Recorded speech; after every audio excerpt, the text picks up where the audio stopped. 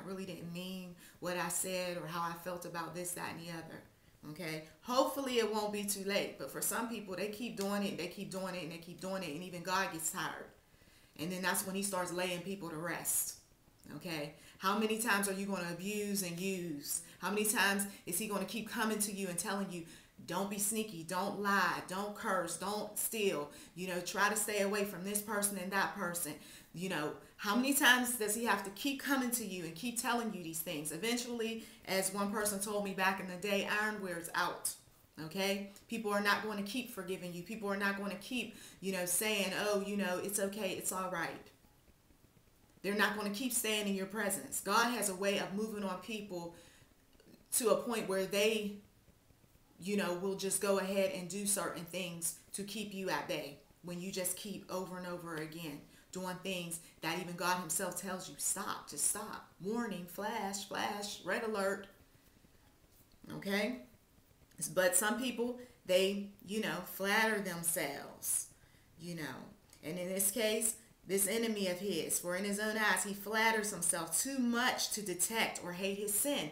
Even with all of the warnings, even with, the signs, the wonders, everything, messengers, you name it. The person is so prideful. They're so stubborn. They're so caught up in who they are and how they think and what they assume, of others and what their motives are and everything else while God is talking to them, that he or she, they can't even see the wicked that they're doing. And people like this, especially when they say, what, me? Oh, I never. Or you blatantly tell them, look, you're doing this, that, and the other wrong. And they say, you're mistaken. You're the problem. You see, they do a reverse psychology number on you. And God sees all these things. Before long, the person or group is not battling with you anymore, especially if they're interfering with God's will. Instead, the fight becomes an issue between God and your enemy. Okay? And that's some dangerous ground right there. Because we have seen in the Bible where people lost their lives messing around with God and his will. And right now, if you think back on some of the individuals who have passed away in your family, and you know that they were not doing all that they were supposed to be doing when they walked this earth, and people can justify all they want, they can come up with all sorts of excuses, they could even sugarcoat and, rip up every bad thing this person ever did. But the truth of the matter is that God was doing some things in that person's life, and that person refused to listen all the way until they died. There is no, sugarcoating things. Reading on, the words of his mouth are wicked and deceitful. He has ceased to be wise and to do good. Okay, some people get to that place with the Lord where they simply are not going to do what's right. They're going to keep cussing. They're going to keep, saying what they want to say. They're going to keep doing things. 1 minute you think everything is okay, peaceful, we're moving on, as some of the employers say, moving forward. But then what happens? It comes right back around again. All sorts of craziness, all sorts of drama. Okay? What does the Bible says? He has ceased to be wise and to do good. He has ceased to be wise and to do good. Some people, believe it or not, intelligence isn't high on their list. Reasoning is not high on their list. Looking at things from a spiritual perspective, absolutely not. Everything is about logic. It's about worldly knowledge. It's about past experience. Some people won't even go so far as to research or read a book or do anything to help their situation. They rather consult individuals like them who don't have any type of real spiritual wisdom. Then you got some individuals that they're so caught up in getting to the end result. Oh, we just want peace.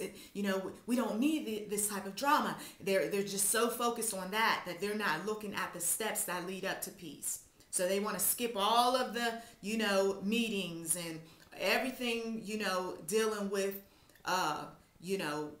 getting toward peace. They just want to skip all of that and let's just get straight to, the happy times. No. If you're about God's business, you know that you can't just go from A to F. You can't just go from crazy chaos to, okay, everybody settle down, be quiet, everything's going to be okay, let's be at peace. No, no. God, he showed you all of the steps that went through, that Jesus went through before he got to the cross. Jesus went through some things. There were up days, there were down days. Jesus was happy one minute, Jesus was upset another, depending on who was in his camp. And the thing is that his type of upset, though, wasn't out of control. And that's something that we all have to learn. There are times when walking this walk, we're going to be tested and we're going to go out of control. Now, some people, they will, say, oh, no, not I. But rest assured, God is going to test you. He is going to test you sooner or later. Reading on, even on his bed, he plots evil. He commits himself to a sinful course. Now, some people lay awake all night thinking up, how can I get this person back? I didn't like what this one said. I didn't like what that one did. How can I come up with something? You see, and God, he doesn't like us to think that way. That's why you got to give those thoughts over to God. You know what, Lord? It's just too much time and energy, wasted thinking things that I shouldn't be thinking, going places that I shouldn't be going, doing things I shouldn't be doing. But no, the evil person, they are committed to a sinful course, evil plans, evil schemes, breaking people down, knocking people off their guard. And then once the person knocks the person or group, off their guard, then they're going to come in for the attack, usually with a group of people behind them. That's what the devil does. That's how he operates. He waits until everybody's happy and things are good and all of that, and then he starts influencing different people to do different things, Or he may not do it that way. Sometimes he'll come in ways where he's real sneaky and conniving, just when everybody thought that nothing else bad could happen, then lo and behold, he comes up with another scheme. Please, for some of you all who did not get Know Your Enemy, the Christian's Critic, get the book, because I get into some of the strategies that those wicked, critical people come up with to keep us from following the Lord, to keep us from continuing to believe that God is in fact for us and not against us. And in that same text, in verse 4, he commits himself to a sinful course and does not reject what is wrong. So you come up to somebody on your job and you say, listen, this was wrong, that you didn't do too well. And then the individual rejects everything that you say. And they may not verbally say it, but they may continue to do wrong. That's a form of rejection. Or you talk to a partner about some things that they're doing or saying, and then rather than addressing those issues and making some changes, oh, I'm not going to do that. I'm not going to, do these things that she wants or he wants because, well, I didn't like the way he said that. I didn't like the way she did that. You see, that type of attitude, God is not going to bless you. Trust you me, he is not. Okay, so let us read on in Psalm 36. Your love, O Lord, reaches to the heavens, your faithfulness to the skies. Your righteousness is like the mighty mountains, your justice like the great deep. O Lord, you preserve both man and beast. How priceless is your unfailing love. Both high and low among men find refuge in the shadow of your wings.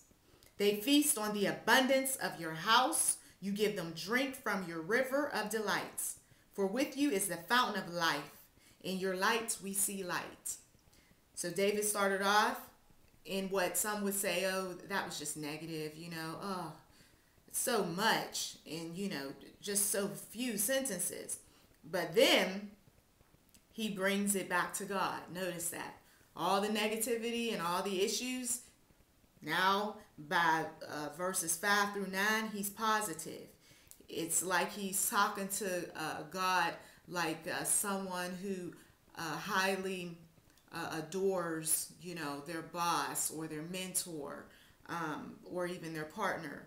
Your love, O Lord, reaches to the heavens. You see, God is so great. That's what he is communicating here, the greatness of God, how powerful he is. Sometimes we lose sight of that because, you're in your car or you're walking and you're just thinking about, issues that you're faced with, rather than taking that moment to look around, looking at the mountains, looking at the trees, the flowers, the sky. Man didn't create those things.